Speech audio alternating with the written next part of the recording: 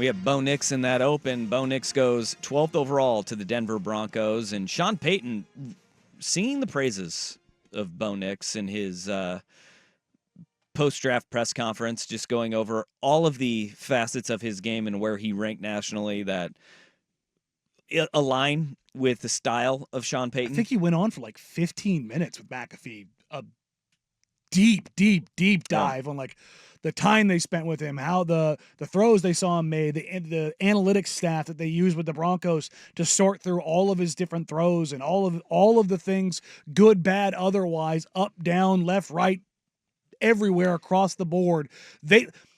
Everything the Falcons didn't do with Penix, right, the Broncos did with Nix. And that's going to be the fit means everything, especially when you're a quarterback in the NFL. And there are very few teams that fit Bo Nix's skill set in systems that fit his skill set as well as Sean Payton's. Right? He is, everybody wants to call him a check down. He has arm strength, and so pushing the ball down the field is not an issue for Bo. And its accuracy downfield can be a question, and there's numbers that will lead you to believe that it won't be an issue for him. But at the same time, it is quick decision-making. It is getting yourself into a position where you're using your passing game as an extension of your run game in Denver, and they need weapons in a massive way.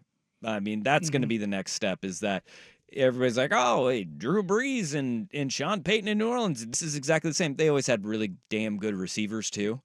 And you do have a void there in Denver, and that will be interesting. I think, though, if you look at the Pac-12 as a whole, final year of the Pac-12 went out with a bang, 8 first-round picks from the Pac-12, and evenly distributed, right? 3 of them come from UW, and rightfully so. Yep. But then you also look at it, and you have USC, Oregon, Oregon State, UCLA, all a part of that first round as well. Were you surprised to see Jordan Morgan slide his way in there? In Arizona, yeah. No. Because if you looked at the pre-draft evaluations, and look, this is the thing that Washington fans should be excited about, is that Jedd Fisch can recruit, develop, and evaluate talent really damn well. Yeah. And he's done a phenomenal job of that. I think if you look up and down the line, though, the Pac-12 guys are all in very good situations for themselves, either to win right away or in a system that is going to be tailored to them. No more than the 2 guys who went to Chicago in Caleb Williams and Rome Odunze. That is a home run of a first round for the Chicago Bears. I can't remember the last time I saw a pair of guys that complement each other and made more sense going like what what the Texans did with Ohio State quarterback C.J. Stroud and then Will Anderson last year. It's probably the best 1-2 that I've seen in a first round in a while. This has the potential to surpass that. Yeah. But I mean, that's about as good as it gets in a first round, is when you're talking about potential. Now, what does it turn into? Who knows? But if you're talking potential, I can't remember the last time I saw a team do that. But back to the Knicks thing, I thought this was really interesting because this came from multiple fronts. Schefter had this, and they said it on the broadcast. Alex Forsyth was mentioned multiple times by everyone. So the Broncos were clearly sending this out to everyone, which if Bo Nix turns into Drew Brees, Bo Nix needs to buy Alex Forsyth something a little bit nicer than the usual lineman watch, because this is the tweet from Schefter. Broncos center Alex Forsyth, who played with Nix at Oregon before Denver drafted him in the 7th round last year, raved to Denver's coaches about his former college quarterback. Forsyth told the Broncos coaches that Nix is smart, knows every protection, handles it all at the line of scrimmage, and had the universal respect of the entire team. Pretty good. He's in that is what people rave about with Bo, is he's smart, relates to guys, and you can do a lot with kind of getting everybody to pull in the right direction. We'll see if you can do it in the NFL, because we've seen guys who've had that quality. God, yeah. And you get to the NFL, you're grown-ass men who have families and kids. Close. Good thing is he's 24, so he's pretty close. He's got family and kids, too. How about the fact that 8 Pac-12 players get drafted, and then on top of that, did you notice the number of, if this draft was 1 year forward, the Big Ten SEC. Oh, yeah, no, what was it, like 80% of the total picks? It was 24 of the 32 draft picks were from either Big Ten or SEC current members or teams that will enter next year. 16 of the top 18 picks. The only two that were not were Drake May from North Carolina, Joe Alt from Notre Dame. Which is kind of, Big Ten adjacent. Outside of that, every other guy was from either a current or future member of the Big Ten or SEC. I think you could throw Notre Dame in there too. Yeah, I mean, if you're looking at the power, so 17 of 18, and then North Carolina's one that's trying to weasel their way out of the ACC. Yeah. So it is like you think you about see where the talent's at. The power vacuum that was created. There's a reason for it, and the NFL draft reigned king. There's really only 3 players that stood out from schools you don't typically see: Duke, Toledo, Missouri. Yeah, Missouri, though, they always That's got true. guys Yeah, they always do sneak a that are guy up in there. So it's really just Duke and Toledo. Yeah. That stand out in the first round. And Toledo, what we found out yesterday from Nick Saban is Nick Saban admitting that Alabama broke the one rule of the transfer portal.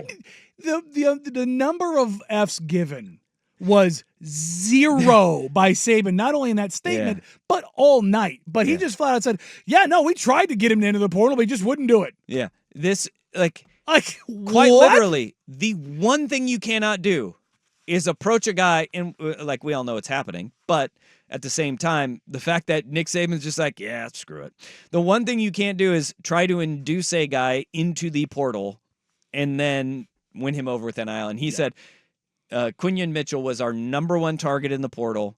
We tried to get him in the portal. We couldn't get him in the portal. And everybody's like, wait, huh? Also, and the amount of people that just tag the NCAA. Yeah. In the tweet, the person running the Twitter account's going to be like, yeah, you know what? We're going to open up an investigation because of this. Nick Saban's just tagging the FBI. Crotch chop you on the way out and be like, deuces, I don't coach there anymore. Yeah. Clean this mess up, also, Kalen. If you're Quinyon Mitchell, why would you want to go to the school with Terrion Arnold and Kool-Aid McKinstry? Because Kool-Aid McKinstry obviously is not good enough for Nick Saban because he wasn't a first-round pick. It's true, he did fall down, but going into the season, he was mocked as a top 5 pick. That's right. If you're Quinyon, why would you be like, I'm not going there to be your nickelback? Yeah, this is maybe you just want to be a rock star. Yeah, but and remember, Quinyon was the guy that had the insane pro day. Mm-hmm. What we had the 48-inch vertical or something like that. He's a freak of nature. I hadn't really seen his tape, and they've been rolling it today. The number of the video of him doing the vertical, it's him loading up 5 times, and I'm like, okay, cool. That's really helpful when you get to load up 5 times before jumping in an NFL game. It's okay, that's. I'm not trying to take away from it, but that doesn't happen all that often. But then I saw him vying for jump balls. Holy crap, does he get up for the ball? A lot of talent. This is why they're saying it's such a deep draft. Yeah. And then obviously Philly goes up and they get their guy. You see Micah Parsons' reaction to that pick? Micah Parsons was doing a live stream with CJ Stroud, and he was just like, this just pisses me off. How do the Eagles get so lucky to where they go and they get their guy? Every time they trade up, they go and they get Quinyon Mitchell, and they're going to be sitting pretty at that corner position, even though Nick Sirianni looked like he works at not Enterprise, like dollar rental. Yes, he looked like he was working at a rental car, secondary rental car. Yeah, it's the one you go. It's the one you pass on your way to the Hertz. He's getting you on hidden charges left and right. There, that was his. You look at him and you definitely buy the insurance. It's Hertz, but it's not spelled Hertz. It's HURTZ. There we go. It's the knockoff, and that he's got that vibe going for him. It's a pretty good look. And it's not Jalen behind the counter; it's Jaden. Yeah. You know what? Speaking of, I just went to when you said Jaden, I thought of Jaden Rashada. Arizona State. Think about this: Jaden Daniels, who transferred from Arizona State. Brandon Ayuk was on that team, and then Ricky Pearsall, also who was on that team at Arizona State as well. Herm Edwards. Now they recruited really well. It was very illegal, egregiously bad. They broke illegal. all the rules. Yeah. But, man, they had some dudes on campus. They did. And that just shows you how bad of a coach Herm Edwards was at Arizona State. I'll never forget. That interview we did with him at Pac-12 Media Day, he did not like me. He didn't like he didn't like being the coach of Arizona No. State. That was abundantly clear from Herm Edwards. That was the most awkward in-person thing I think I've ever done. But Ricky Pearsall, he ends up going 31st overall. Were you surprised by him being the one there? Yeah, he had a big case of the dropsies a couple of years ago, but he had that one catch. So maybe Kyle Shanahan really liked him.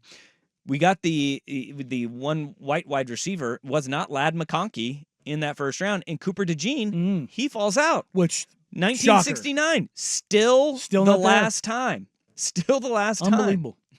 It's crazy, but there's a lot of guys that did take that tumble that people thought were going to be first round picks. One of them, obviously Cooper DeJean, but also Jackson Powers Johnson, who's still on the board, the Oregon center, who he was mocked in like the mid-teens in a lot of places. Centers, we didn't see that run on centers. Just saw Barton. But what you see is, and it was very clear in that first round, runs on positions, and it fell right into line in that first round. Which means there's value at other positions all over the board of the next two rounds. It went quarterback, receiver, tackle, and then we had a brief little corner run go on. That is the way the landscape of the NFL draft goes. And so there's going to be a lot of guys and local guys. I mean, look, you could see a few Ducks, whether it is JPJ or Troy Franklin or Kyrie Jackson going off the board today. Look, a couple of Washington players could go off the board today as well. I mean, rounds 2 and 3, there's going to be a lot more movement from the Pac-12 where, we all saw it with our own eyes this past fall, which is this conference has never been better. The Utah guys are going to go in the second round of that. Yeah, Cole Bishop and those guys. I mean, you're going to sit there and the Pac-12 is living up to what we all were talking about last year. Because how good the conference was. NFL talent was across the board. And it was not just isolated to – we've seen these runs where it's like 5 USC guys, like 2 or 3 Oregon guys, 2 or 3 Washington guys, and then you sprinkle in like 1 or 2 from everywhere else. No, you have numbers across the board where NFL talent's being pumped out. It's sad to see the Pac-12 go, but round 1, they went out with the bang. Absolutely. That's what they did all year across basically every sport too.